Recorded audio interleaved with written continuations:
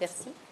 Bonjour, moi je m'appelle Christine Lebé, je suis responsable de l'équipe sociale de l'hôpital Bretonneau et également du Point Paris Émeraude Clic de l'arrondissement. On a souhaité participer à cette journée parce qu'on pense que le Point Paris Émeraude joue un rôle important dans l'accompagnement des personnes âgées malades et de leurs familles sur le 18e arrondissement. Alors le Point Paris Émeraude, qu'est-ce que c'est? C'est un clic de niveau 3 qui est ouvert depuis le mois de janvier de l'année 2000 et qui est rattaché à l'hôpital Bretonneau. Donc cette présentation va se faire à deux voix. Moi, je vais vous présenter le travail qui est fait par l'équipe du Point Paris Émeraude et Marie illustrera à partir d'une situation concrète, illustrera donc l'accompagnement que nous faisons auprès des personnes atteintes de la maladie d'Alzheimer ou autres et de leur famille. Donc le rôle du CLIC, comme chacun le sait, est d'avoir une parfaite connaissance de l'existant sur un territoire donné, des dispositifs, de la politique sociale, mais également d'avoir su créer des liens forts avec les partenaires, qu'ils soient du secteur social, administratif, médical, paramédical, privé ou public. Donc aujourd'hui, le témoignage que je voudrais apporter, c'est que je pense que le Point Paris Émeraude du 18e a su réaliser cette mission qui nous a été confiée et que nous avons non seulement une très bonne connaissance du terrain, mais également la connaissance des compétences et des qualités de tous les partenaires de l'arrondissement qui interviennent auprès des personnes âgées du secteur. Ce qui nous permet aujourd'hui d'orienter les familles et les personnes vers la structure qui sera la plus adaptée à ses besoins. Le rattachement du Point Paris Émeraude à l'hôpital Bretonneau est un atout supplémentaire pour la personne âgée malade et sa famille en raison de la complémentarité de nos actions et des liens étroits qui se fait entre nos deux structures. Alors je dis bien deux structures parce que nos actions sont orientées vers les personnes qui sont au domicile, mais on va être un lien fort donc entre la ville et l'hôpital en apportant d'abord à la ville notre connaissance de l'hôpital et des acteurs que l'on pourra solliciter et vice-versa, on apportera à l'hôpital une connaissance des acteurs de la ville. D'ailleurs, nous organisons un certain nombre de réunions communes, comme on appelle par exemple la commission ville-hôpital. Donc c'est ce que je disais, le PPE fait bien le trait d'union entre les deux. Notre champ de compétences commence par la prévention, puisque nous avons mis en place un certain nombre d'ateliers auxquels de nombreuses personnes viennent participer. Nous avons à peu près chaque année entre 250 et 200 personnes inscrites à ces ateliers, ce qui nous permet aussi d'avoir un regard sur les personnes qui viennent et au fur et à mesure du temps les accompagner dans les difficultés qu'elles peuvent rencontrer. Mais également, on va orienter vers d'autres activités de l'arrondissement. Ensuite, on va faire de la formation pour les professionnels de ville, et nous avons mis en place un certain nombre de groupes de réflexion. Entre autres, là, on a travaillé pendant presque une année sur les situations complexes qui sont les refus d'aide, refus de soins, syndrome de Diogène, et on en fera un rendu collectif la semaine prochaine au cours d'un colloque. Voilà, et donc nous avons toutes ces actions collectives pour les personnes âgées, actions de formation pour les professionnels, rencontres, groupes de travail. Et l'autre action que nous menons, c'est un accompagnement personnalisé de la personne en fonction de ses besoins et de son souhait. Donc pour illustrer cet accompagnement qui est fait, je vais passer la parole à Marie Aldebert qui va vous présenter une situation qu'elle accompagne déjà depuis plusieurs années. Donc je vais vous présenter la situation de Madame Pierre, qui est âgée de 75 ans au moment de notre première rencontre. C'est une personne qui vit seule, qui est autonome et qui n'a pas d'aide à domicile lorsque je la vois pour la première fois. Donc cette première rencontre se déroule en septembre 2008. Madame Pierre nous contacte pour avoir des informations sur les activités de loisirs de l'arrondissement. Elle nous dit s'ennuyer, ne pas avoir le moral. Donc j'ai un entretien avec elle au Point Paris Émeraude, on fait le point sur sa situation et à l'issue de cet entretien, elle s'inscrit au cours de gym du Point Paris Émeraude. Donc c'est vrai que la fréquentation de ces ateliers, ça nous permet vraiment de créer un lien avec les personnes âgées de l'arrondissement et d'avoir une certaine vigilance puisque les ateliers se déroulent chaque semaine. Donc on peut voir l'évolution des personnes et notamment les secrétaires d'accueil qui peuvent nous alerter si elles repèrent des difficultés pour les personnes.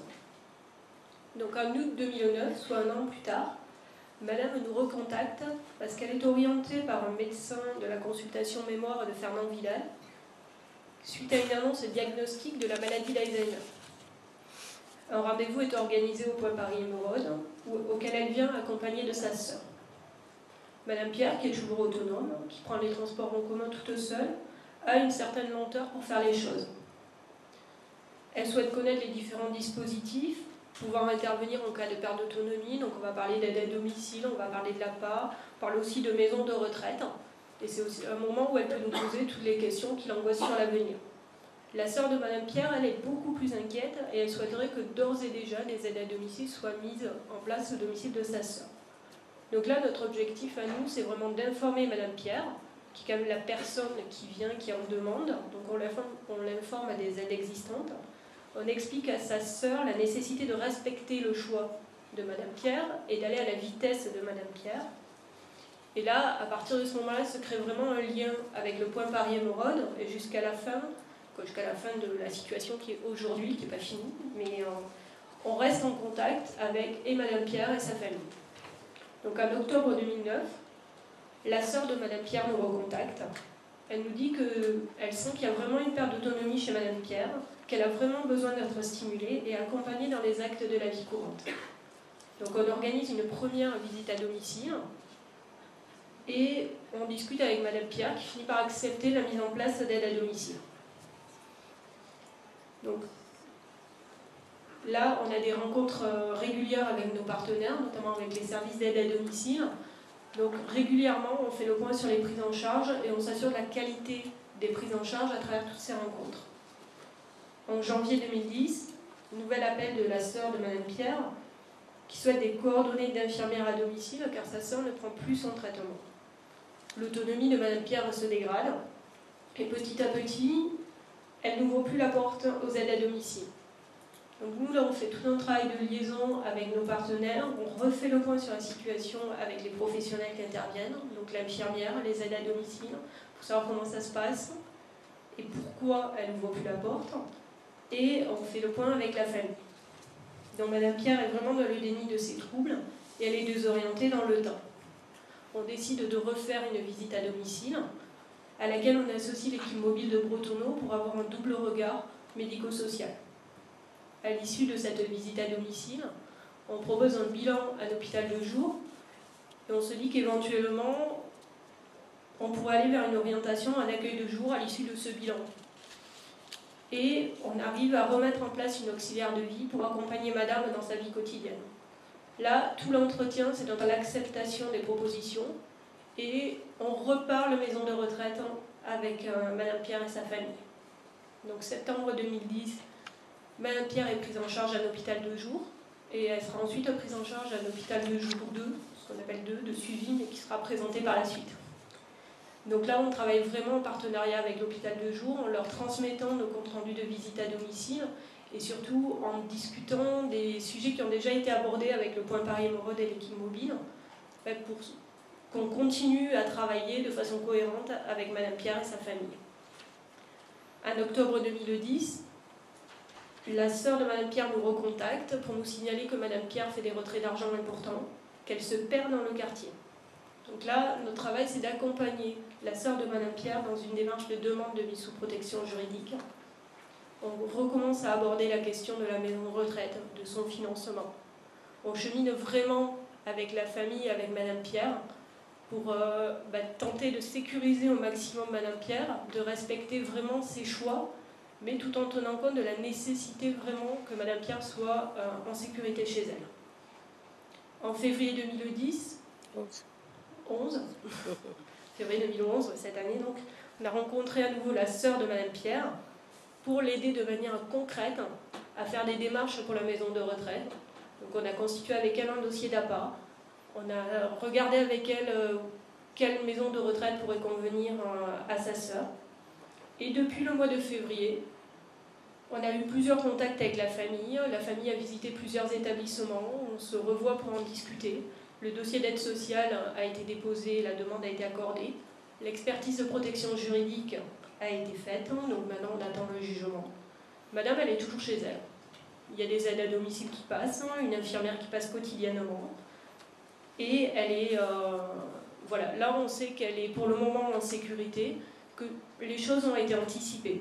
Donc on se dit qu'aujourd'hui, si elle doit être hospitalisée, cette dame, tout le travail en amont a pu être fait pour qu'elle reste le moins longtemps possible à l'hôpital. Donc cette situation avait pour objectif de vous montrer le rôle qu'a le Point Paris Émeraude dans l'accompagnement de la personne quand elle est atteinte de troubles cognitifs et du travail que l'on fait avec les différents partenaires et leurs familles. Voilà, je n'ai pas grand-chose à rajouter. Je trouve qu'elle a très très bien illustré le travail qu'on fait. C'est vrai qu'on n'est pas gestionnaire de cas, c'est vrai qu'on est une petite équipe, puisqu'il n'y a que 2 coordinatrices sur le 18e arrondissement, qui a un projet d'extension du Point Paris Émeraude, puisque à partir du mois de janvier, on va couvrir non seulement le 18e, mais après le 17e et le 8e, toujours rattaché à l'hôpital Bretonneau. L'équipe va bien évidemment s'agrandir. Mais sans être gestionnaire de cas, on fait quand même de l'accompagnement des familles et des personnes âgées elles-mêmes, en partenariat et en lien étroit avec tous les partenaires de ville et de l'hôpital. Voilà. Merci.